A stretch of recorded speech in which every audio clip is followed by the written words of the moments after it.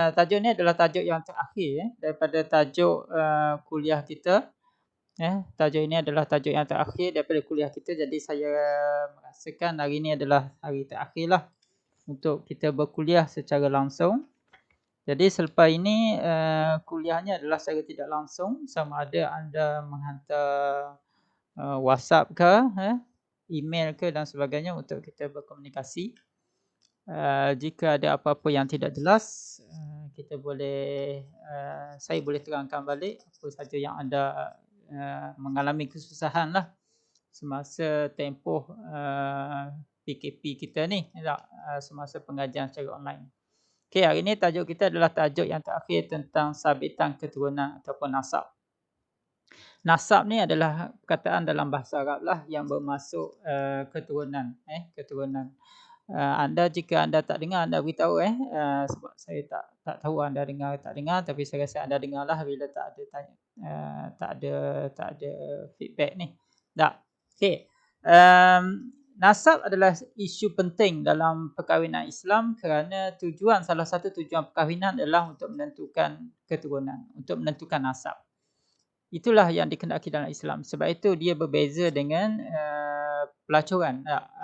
Pelacuran ataupun mengadakan hubungan luar nikah ataupun hubungan yang haram. Kerana hubungan luar nikah itu tidak menghasilkan keturunan. Tidak mensabitkan nasab. Dia menghasilkan keturunan kan. Dia dapat anak luar nikah dan sebagainya. Tetapi anak itu tidak boleh dinasabkan. Itu yang membezakan antara penelitian Islam dalam mementingkan sesebuah keluarga itu. Sebab itu dalam Islam kita wajib, kita mesti berkeluarga, kita mesti mendirikan rumah tangga dengan betul, dengan sah, supaya memastikan keturunan seseorang itu dapat dinasabkan. Seorang budak boleh dinasabkan kepada siapa bapanya. Itu yang penting. Ibunya sentiasa akan dapat nasab lah, kerana jelas anak itu keluar daripada seorang ibu. Okey, jadi perbincangan tentang keturunan, nasab, keturunan, kerabat, dia adalah benda yang hampir samalah apabila saya kata tadi, nasab dia adalah berbincangkan tentang keturunan.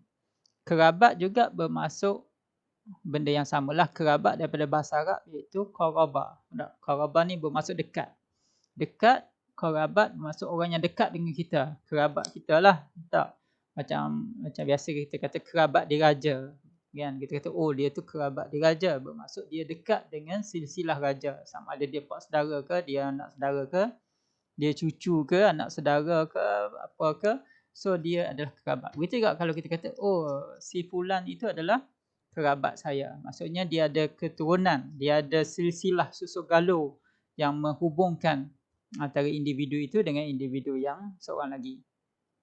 Dari segi istilah, perbincangan tentang nasab keturunan adalah satu perbincangan tentang ikatan keturunan melalui hubungan darah secara vertikal ke atas seperti ayah dengan datuk, atau horizontal dengan saudara. Contohnya saudara seibu sebapa, saudara sebapa ataupun saudara seibu. Tak, sebab biasanya kalau kita tengok keturunan vertikal ni ke atas, contohnya dia ayah saya.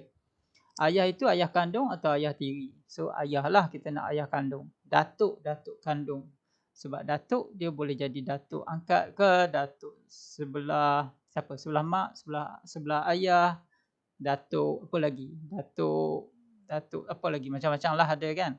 Ataupun begitu juga saudara sebelah sisi kita. Saudara kandung, macam hari tu kita bincang saudara susuan. Adakah susuan letak bawah nasab? So tidaklah, dia letak di bawah susuan lah. So saudara ini adalah saudara yang ada hubungan darah. Dan dalam sosiologi, siapa yang belajar sosiologi, dia ada juga ikatan yang melihat kepada bilateral parental. Bilateral parental ini adalah satu ikatan yang melihat daripada dua belah pihak, sama ada sebelah ibu ataupun sebelah bapa. Dia melihat pemberat yang sama.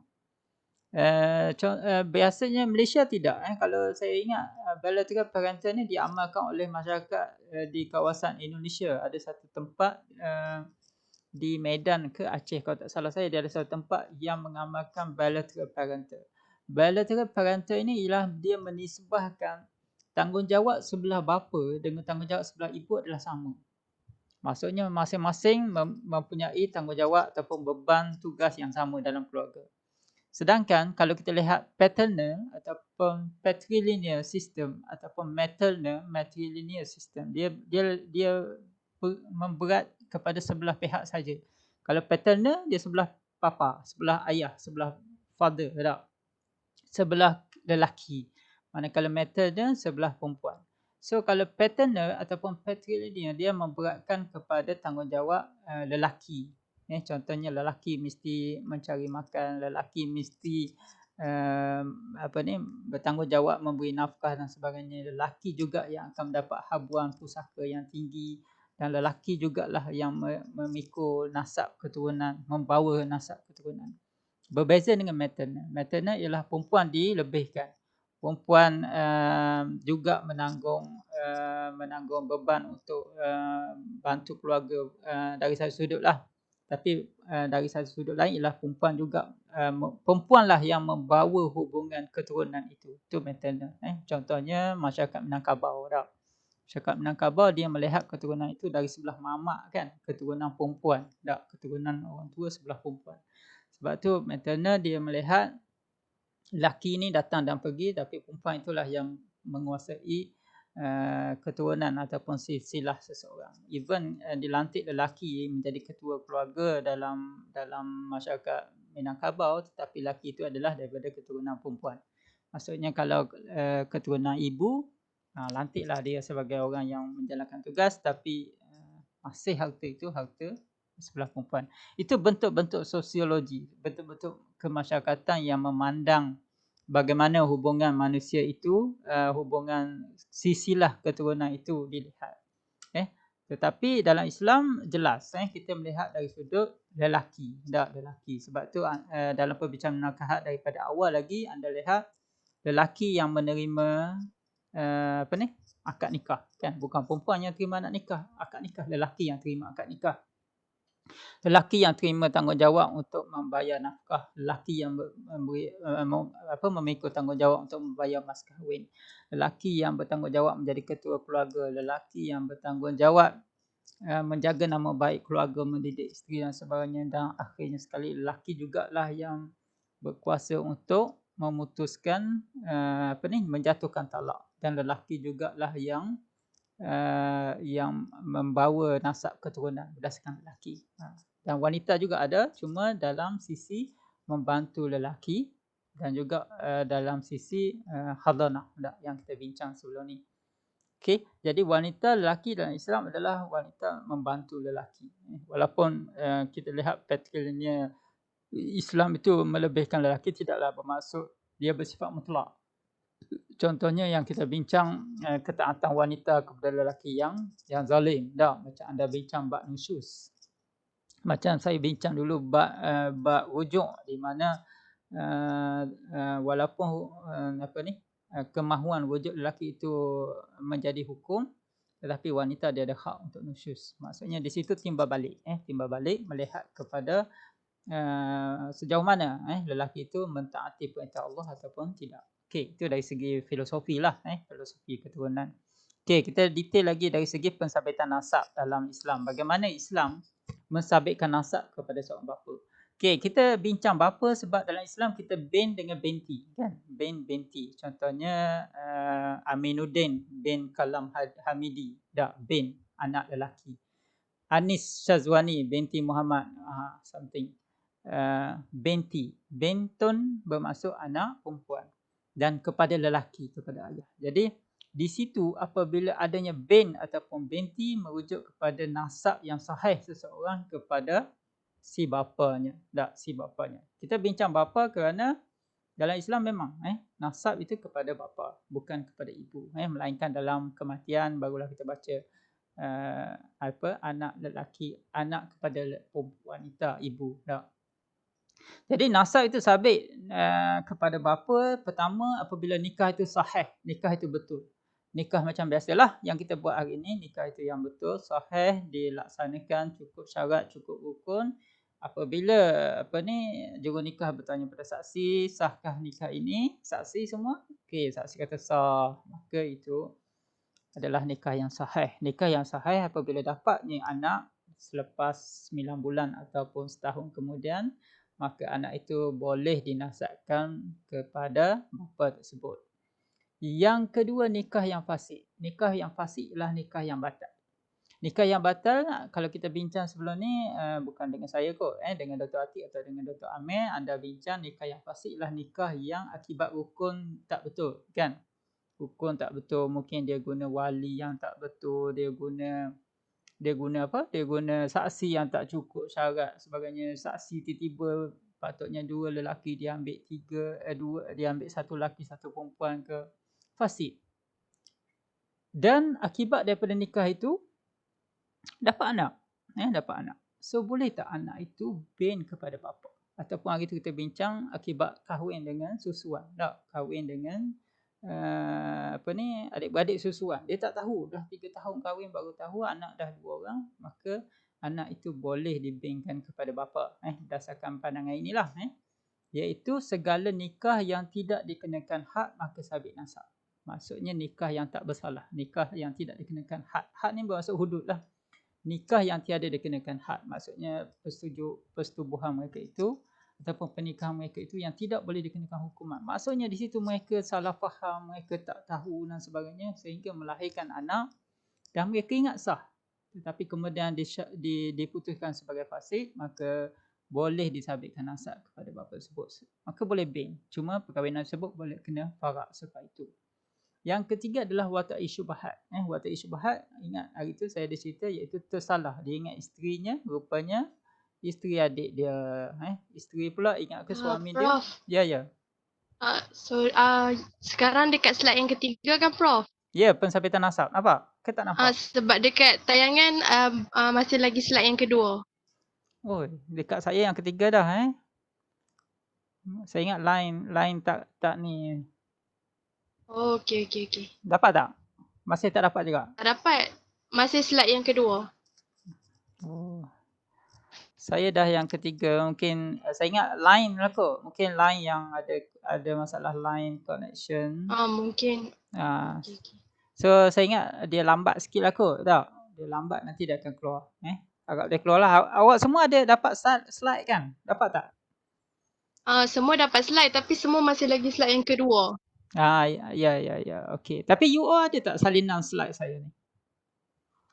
Sebab saya ada muat dalam apa ni? Saya ada muat dalam e-learning juga. Dapat Nanti saya cuba untuk share balik dia punya slide.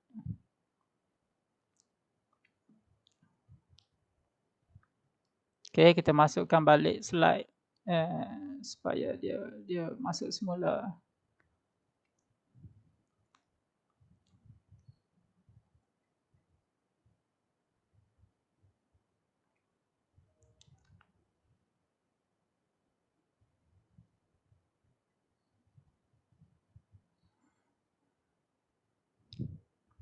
Okey, dapat tak slide? Dia line slow. Dia kadang macam hari tu saya tengok dalam apa ni? Dalam yang saya punya rekod tu, kadang saya cakap tu dekat dalam slide lain lagi ataupun dia keluar muka saya. So kat situ kita tahulah yang apa ni? Slide tu tak muncul. So dah muncul dah?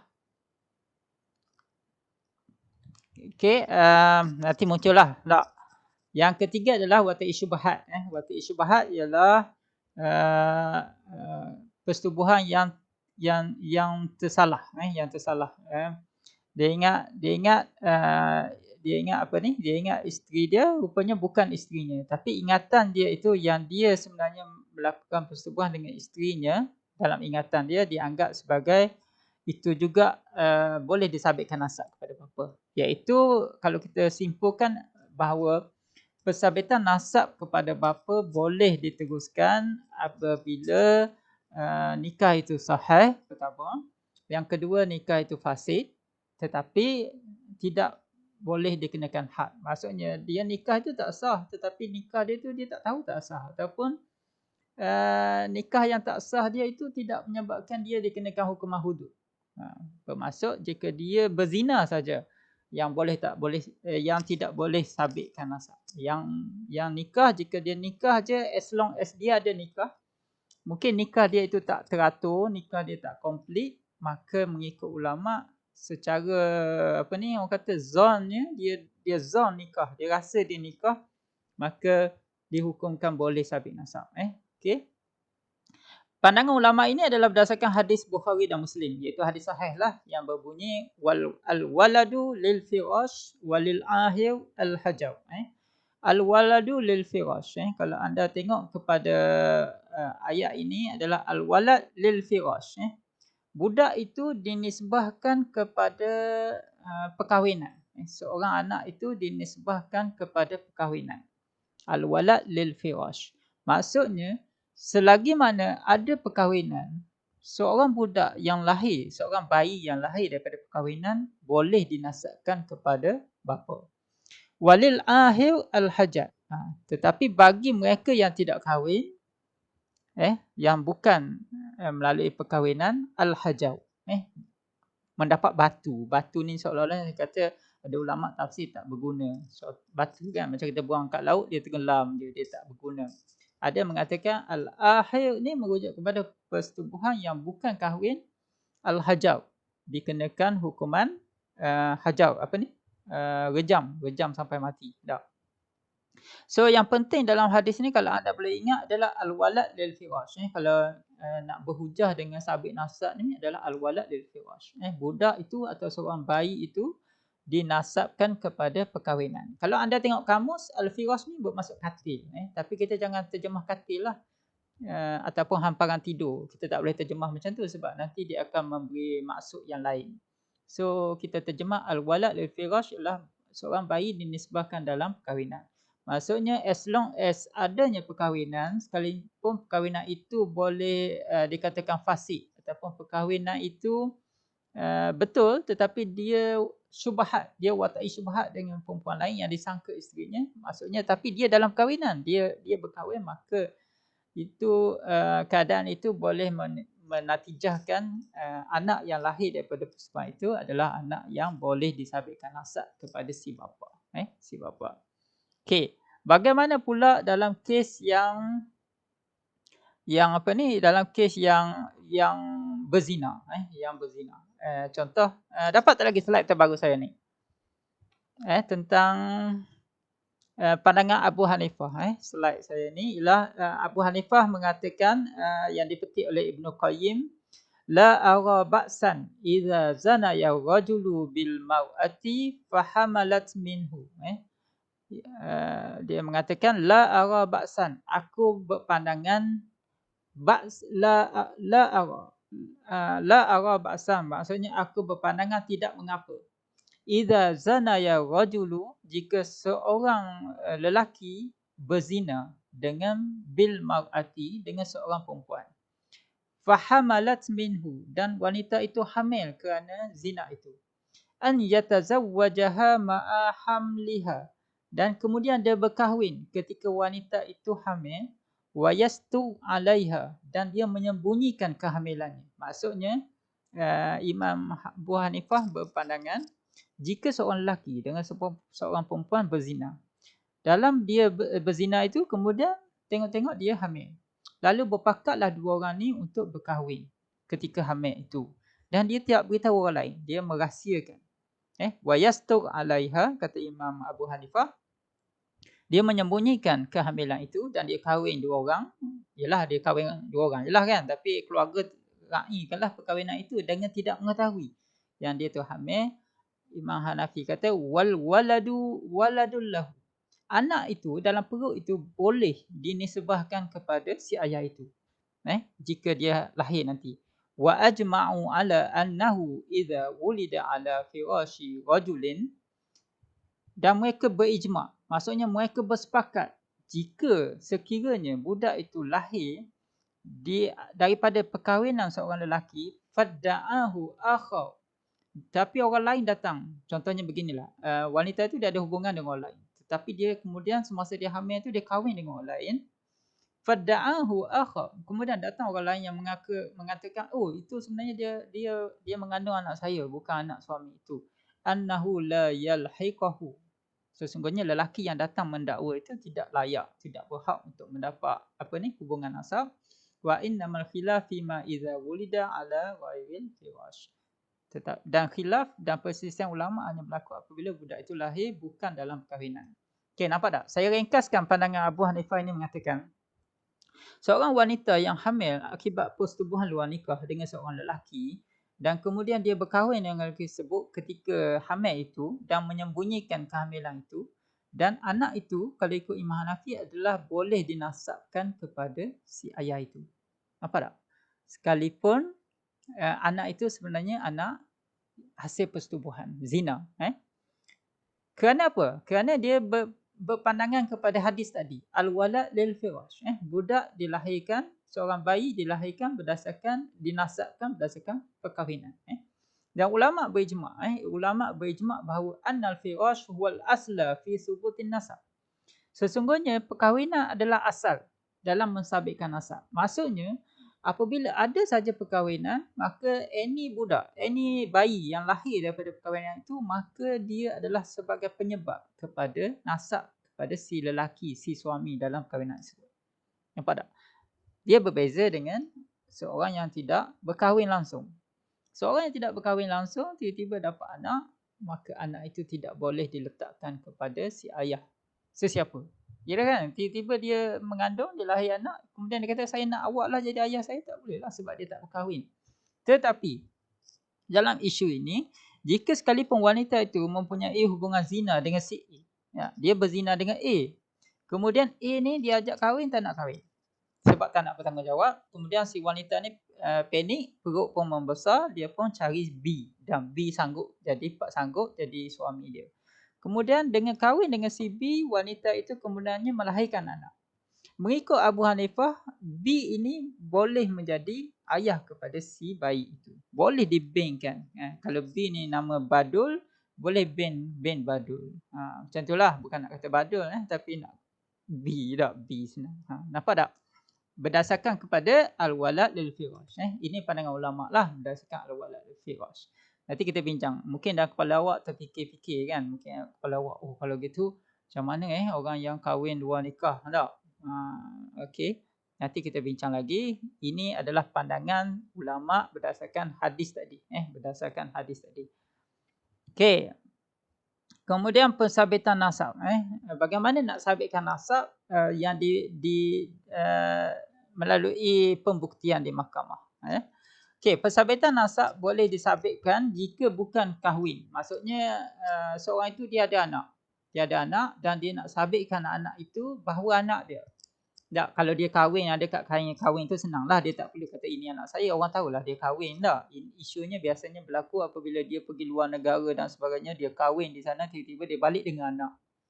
Orang kata anak siapa? Oh, anak saya. Bila kahwin? Tak, bila kahwin. So di situlah pensabitan nasab ataupun pensabitan anak itu anak dia adalah pertamanya dengan penyaksian dua saksi. Dia mesti kena bagi dua saksi lelaki. Macam kahwin lah.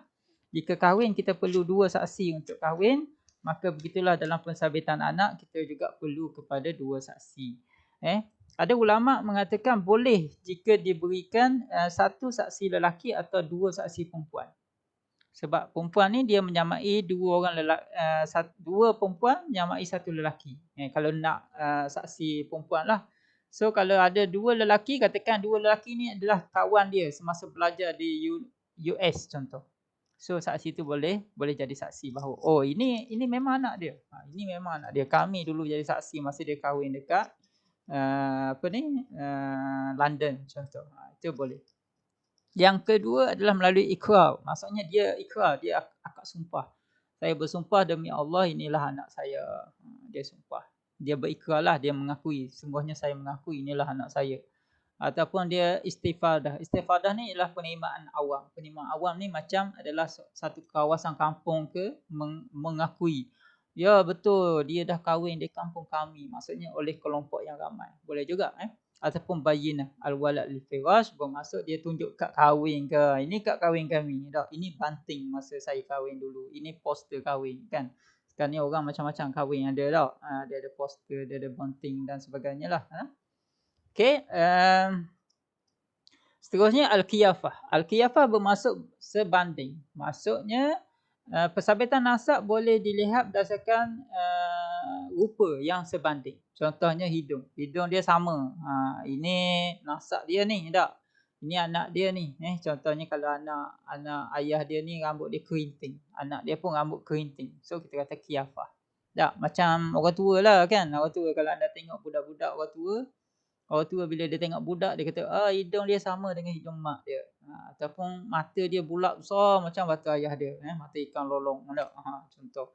Rambut dia kerinting macam rambut ni. Contohlah itu al-qiyafah. Telinga dia lebar macam telinga ni. So itu qiyafah. Boleh juga. Yang last sekali adalah DNA lah, persabitan nasab. Tapi DNA walaupun dia boleh dibuktikan secara DNA dia adalah anak dia, sebenarnya DNA bukan menentukan 100% nasab. Kenapa saya kata gitu?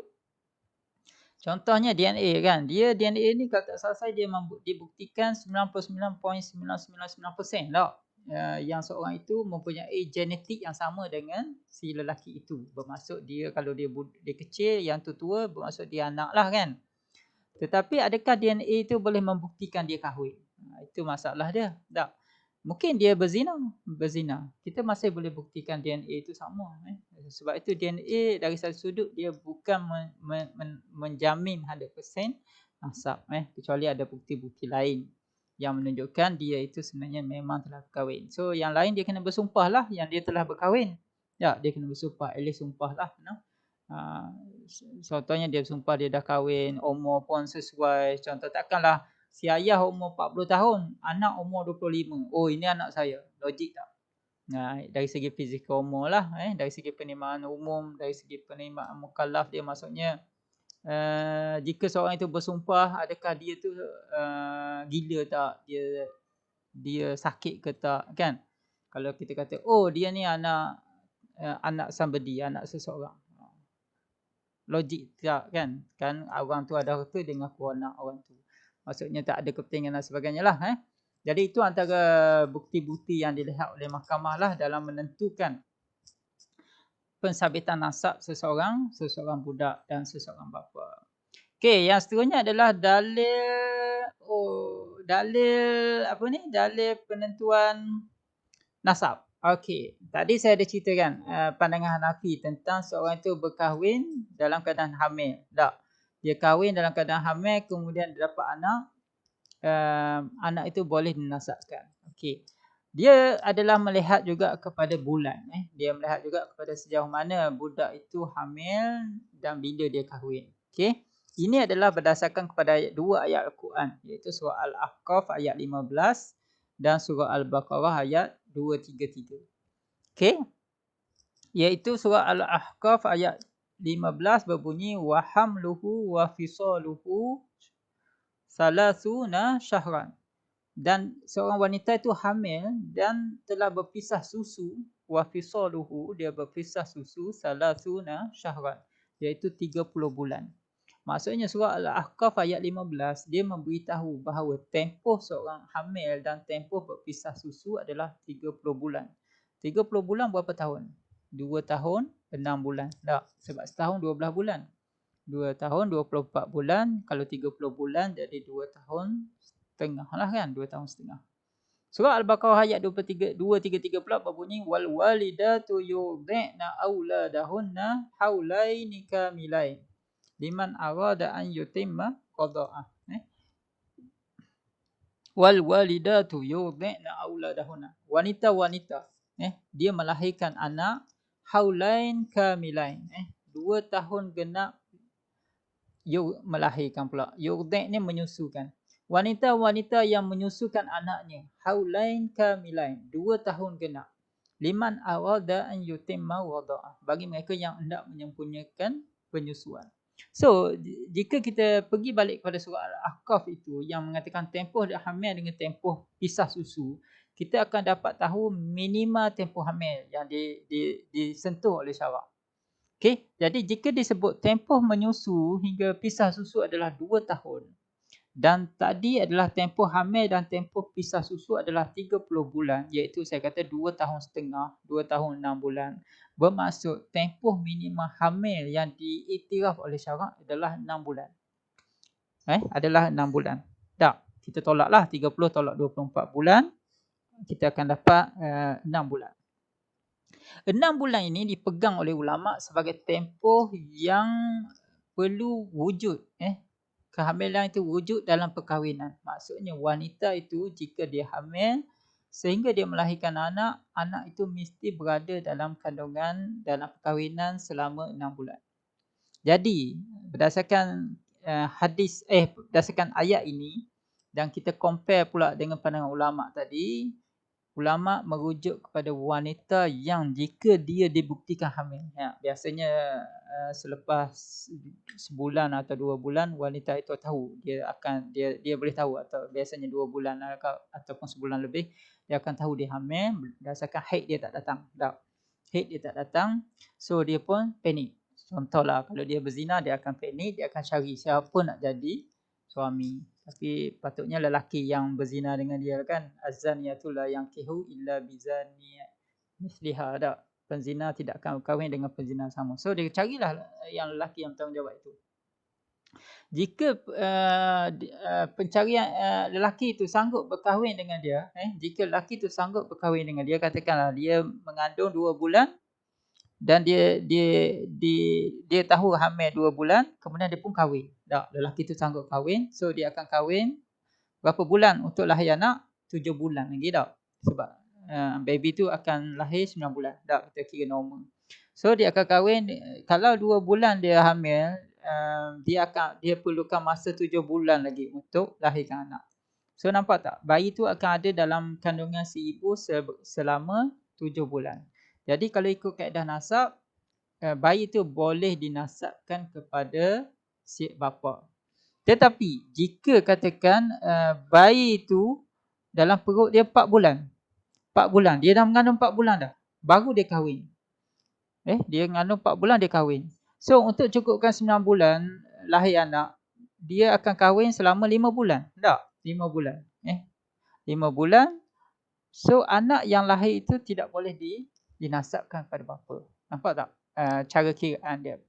So sekurang-kurangnya wanita yang hamil luar nikah, dia kena kahwin semasa dia mengandung 3 bulan. Sebab jika dia mengandung 3 bulan, bayi yang dalam perut dia akan berada dalam tempoh perkahwinan selama 6 bulan, ialah 3 bulan lah. 3 bulan campur 6, 9 bulan. So dia mesti kahwin semasa dia mengandung 3 bulan. So boleh dibankan kepada si bapa. Jika dia kahwin 4 bulan dan ke atas, maka anak itu tak boleh dinasabkan kepada kepada si bapa itu. Okey, kenapa bagaimana hukum yang mana betul ni? Kalau anda tanya-tanya, tadi kata hadis al-walad lil firash, budak bayi dinasabkan kepada perkahwinan. Okey, jadi ayat Al-Quran ni dia membataskan maksud ayat tadi, maksud hadis tadi. Dia telah membataskan maksud hadis tadi, dan ulama telah mengeluarkan hukum berdasarkan kefahaman berdasarkan ayat ini, dan berdasarkan hadis itu kita cantumkan dia, kita cantumkan maksud dia, kita ambil gist dia, kita analisis maksudnya, dan akhirnya ulama telah merumuskan bahawa nasab bagi seorang budak daripada perkahwinan mestilah syaratnya budak itu berada dalam kandungan selama sekurang-kurangnya 6 bulan. Dia mesti ada dalam perkahwinan yang sah. Jika tidak, anak itu akan dianggap anak luar nikah. Dan inilah pandangan yang dipegang oleh seluruh mazhab, seluruh mazhab jumhur, melainkan oleh golongan tertentu sajalah, seperti kalau anda tengok fatwa, seperti fatwa di Perlis lah. Okey, jadi berdasarkan pandangan ini, kalau kita rumuskan, anak yang lahir kurang daripada 6 bulan dalam kandungan ibunya semasa tempoh perkahwinan, maka itu anak yang tak sah taraf, kita kata. Sebab tu kalau seorang anak tu kalau lahir, pejabat pendaftaran dia akan tengok bila tarikh kahwin. Contohnya tarikh kahwin dia 1 bulan 6 2020. Tak. Bila tarikh lahir anak ini, katakan tarikh lahir anak dia 1 Januari ataupun kita kata apa, 1 bukan Januari lah, 1 Oktober 2020.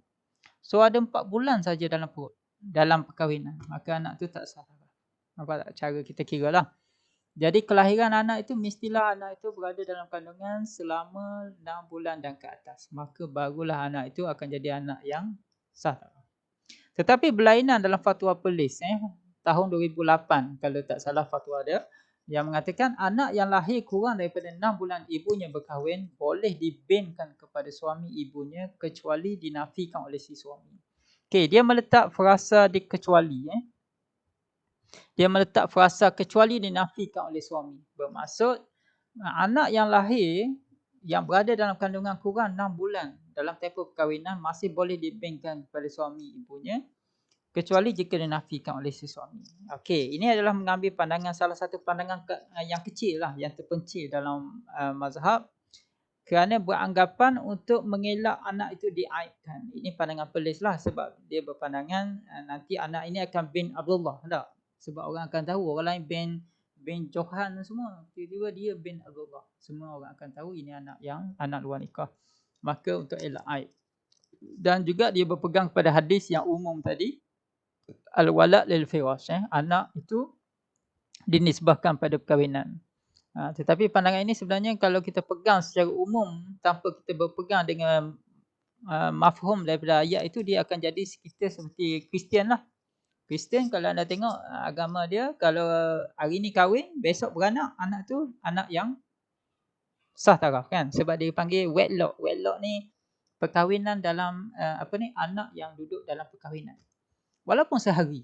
Ataupun gini, dia lahir, dia kahwin pagi, petang beranak kan. Maksudnya kan kalau cerita-cerita Mak Saleh ke anda akan tengok dia bersanding tu, dia berkahwin di gereja tu, perut pun kadang besar dan dia berbangga dengan perut itu. Itu dalam agama lain lah. Itulah dia takuti jika berpegang dengan pandangan ini. Dia ada kebaikan juga pandangan ini, iaitu mengelakkan aib anak. Tapi dari satu sudut ialah dia menggalakkan orang tak takut untuk berzina. Tak, sebab orang kata tak apa, lepas ni boleh kahwin. Tapi risikonya pada si ibu lah jika si bapa itu lari lepas tu tidak bertanggungjawab. Yang ketiga adalah untuk membina keluarga barulah. Ini memberi peluang kepada mereka yang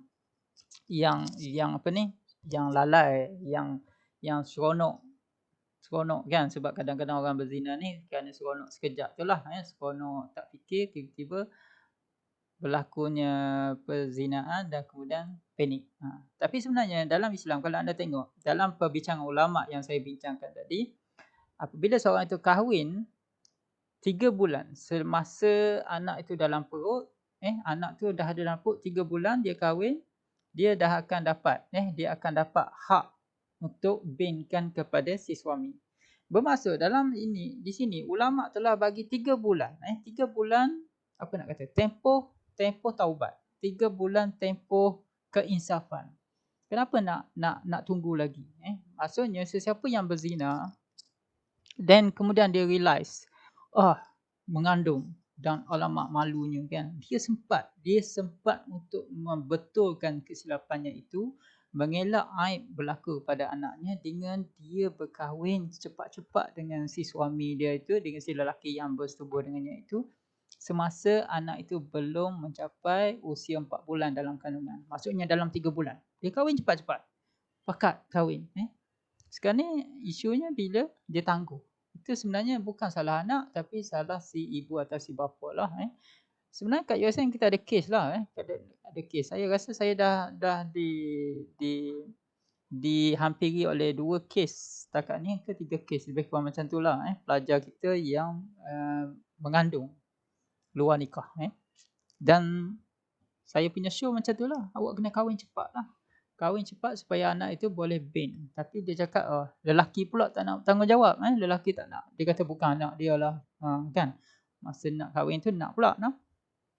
Saya kata cepat. Kena kahwin cepat supaya anak itu selamat. Boleh bin kepada si ayah. Dan kalau keluarga marah pun nak buat macam mana. Itu dah kesilapan kita. Tapi dia marah start je lah kot. Sebab tu kalau boleh pergi ke Thailand. Tapi sekarang PKP tak boleh lah pergi Thailand. Pergi kahwin. Walaupun kahwin nikah di Thailand. Asalkan dia sah. Supaya dapat memastikan anak itu dapat dibinkan kepada si bapa lah, no. Okey, apa pula isu lain pula? Bagaimana pula hukum setubuhi isteri yang hamil luar nikah ataupun anak orang lain? Okey, tak nampak. Okey, hadis Abu Dawud, Ahmad dan Darimi menceritakan tentang tawanan perang Autas. Qala fi sabaya Autas la tudau hamilun hatta tadau wala ghairu zati hamlin hatta tahida haidatan. Berkata Rasulullah tentang tawanan perang di Autas, la tuta'u hamilun. Jangan kamu setubuhi wanita yang hamil sehingga dia melahirkan anak.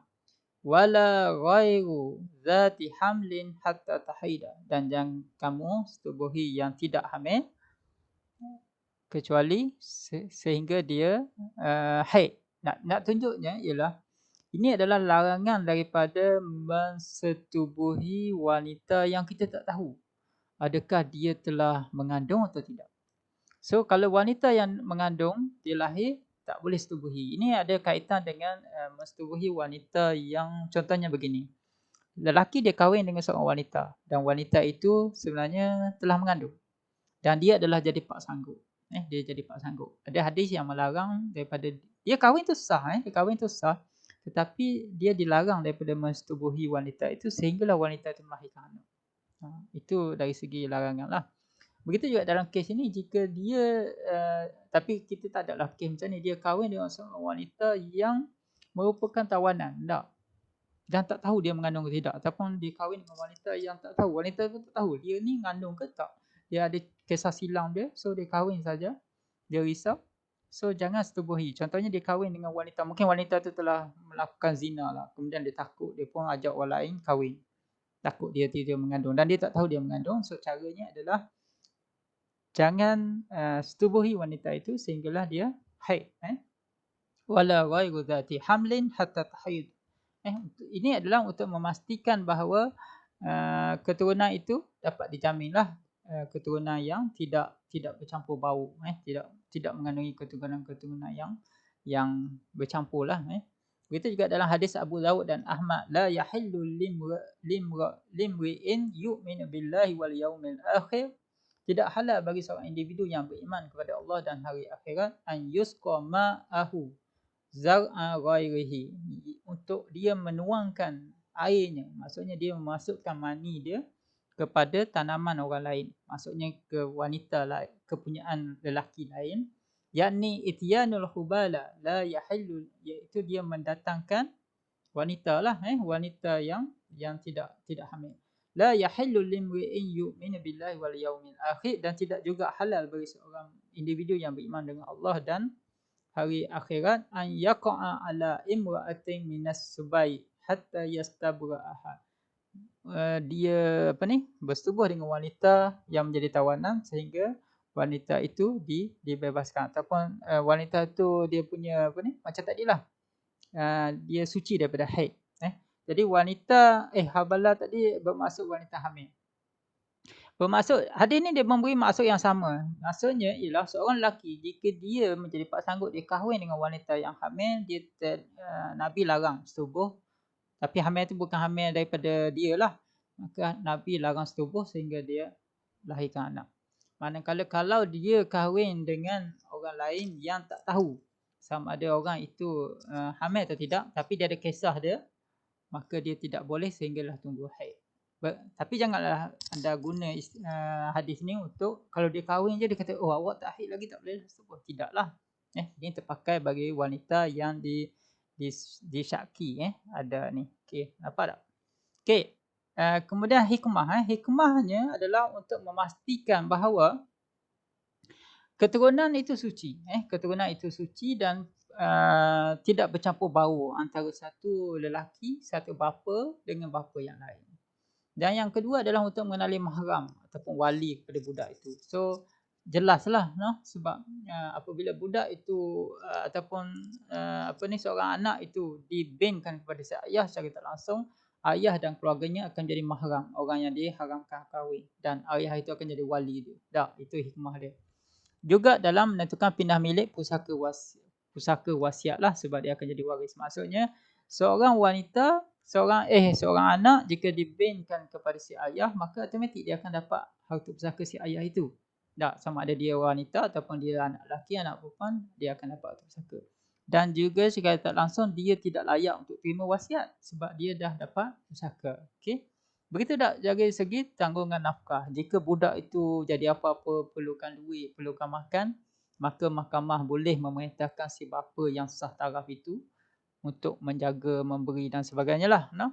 Begitu juga dari segi aurat, khalwat, dari segi batal wuduk dan sebagainya, itu penting. Sebab tu dalam Islam, nasab tu sangat penting. Di samping kita belajar dulu tentang susuan untuk pastikan batal wuduk tak batal wuduk bagi ambil anak angkat, maka dalam nasab ni lagi penting. Tak, sebab dia melibatkan mahram, dia melibatkan wali. Kalau silap wali macam mana?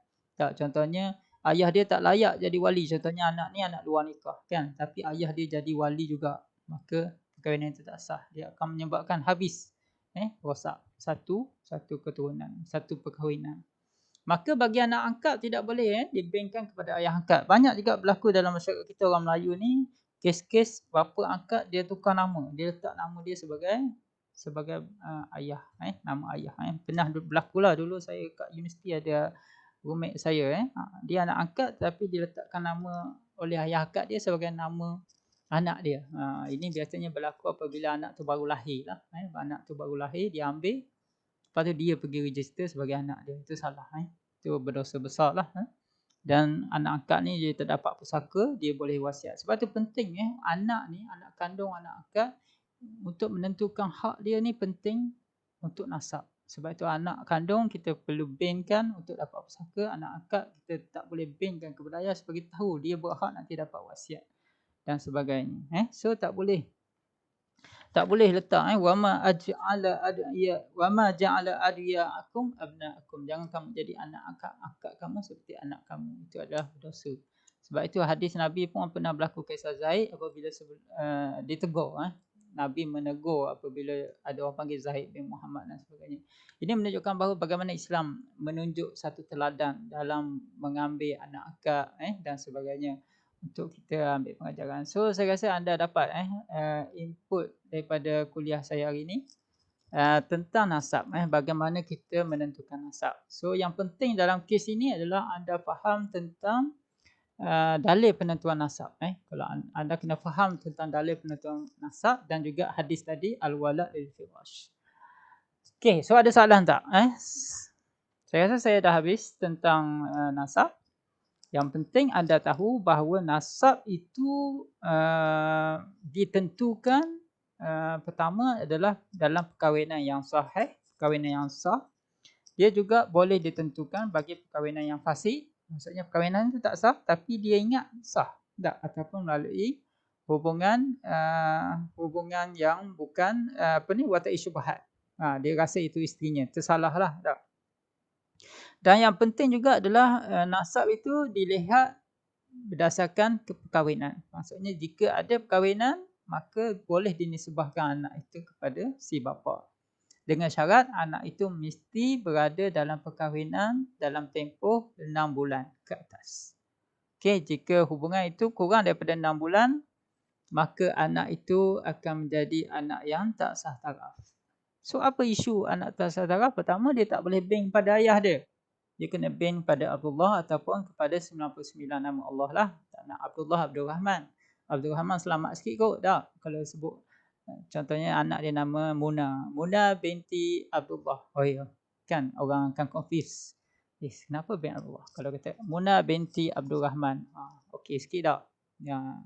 Tak apalah. Tapi tak boleh ban kepada si bapa. Kalau bapa dia nama Johan, Muna binti Johan, tak boleh lah. Dia Muna binti Abdul Rahman. Tak. Nama Allah, Abdullah ataupun Abdul yang 99. Okey, dapat Dapat semua? Ada soalan? Ada soalan? Kalau malu bersuara letak dekat chat untuk saya bagi respon. Jika tak ada respon, kira setakat inilah kuliah kita untuk kali ini. Okey. So saya rasa anda faham tentang tajuk kita hari ini, di mana yang penting adalah nasab dikira apabila budak itu berada dalam perkahwinan sekurang-kurangnya 6 bulan. Saya rasa anda kena jelas yang tu. Maksudnya anak luar nikah, ialah anak yang lahir bukan dalam perkahwinan, satu, ataupun dia lahir dalam perkahwinan tetapi tidak cukup 6 bulan. Contohnya, dia kata, "Oh, dia lahir dalam perkahwinan, tapi macam saya kata tadi lah, kahwin bulan 6, bulan 10 dah beranak." Lahir bulan 6 pula. Akad nikah bulan 6, bulan 10 beranak. Bermaksud anak itu ada 4 bulan saja dalam perut kan, dalam perkahwinan, dalam perut tetap 9 bulan. Bermaksud itu adalah anak yang tak sah taraf. So, cara kita nak lihat anak tak sah taraf adalah kita melihat tempoh perkahwinan dengan tempoh dia melahirkan anak, satu, mesti 6 bulan. Itu yang paling penting. Yang kedua kita lihat dia mesti dalam perkahwinan yang betul lah antara si ayah dan si bapa. Okey, saya rasa sampai situ saja, tak ada soalan. So, saya anggap anda boleh faham. Jika tak ada apa, anda mesej saya, email saya dan sebagainya. Dalam grup kita masih hidup sehingga bulan Ogos. Kita tamat, betul-betul tamat, saya rasa deadline dia sehingga pertengahan bulan Ogos. Okey, so selamat semua. Terima kasih. Semoga semuanya selamat daripada COVID-19. Selamat belajar dan selamat buat assessment dan sebagainya. Dengan senang hatilah. Mungkin saya ingat masalah kita internet sajalah, tapi dari segi assessment saya rasa mungkin dia banyak, tapi saya rasa dia berbaloi sebab anda boleh buka buku. Okey, Assalamualaikum warahmatullahi wabarakatuh dan selamat tengah hari, selamat Hari Raya 6 kepada siapa yang dah puasa, habis puasa. Okey, Assalamualaikum warahmatullahi wabarakatuh. Waalaikumsalam warahmatullahi wabarakatuh. Salam.